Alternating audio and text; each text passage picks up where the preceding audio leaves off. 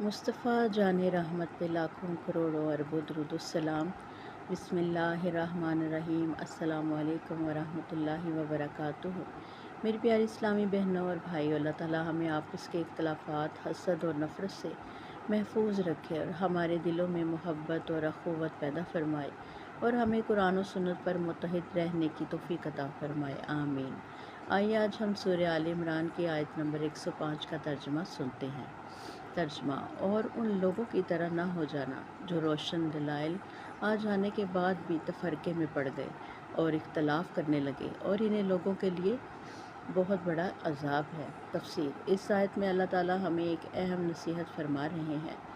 بعض سابقہ امتوں کے پاس اللہ کی واضح ہدایات آ چکی تھی، لیکن انہوں نے آپس میں اختلاف کیا، حسد اور ضد کو جگہ دی اور ایک دوسرے سے جدا ہو گئے۔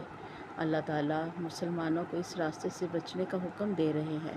جب دلوں میں اخلاص، محبت اور قرآن و سنت کی پیروی ہوتی ہے تو اتحاد پیدا ہوتا ہے، اور جب ضد، حسد اور انا آ جاتی ہے تو اختلاف جنم لیتا ہے۔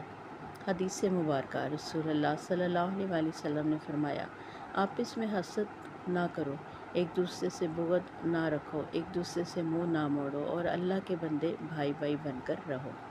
صحیح بخاری، صحیح مسلم۔ ہمارے لیے یہ سبق ہے کہ اختلاف اور تفرقے سے بچنا چاہیے، حسد، بغض اور تکبر دل سے نکال دینا چاہیے، قرآن و سنت کو مضبوطی سے تھامے رکھنا چاہیے، مسلمانوں کے درمیان محبت اور بھائی چارہ قائم کرنا چاہیے۔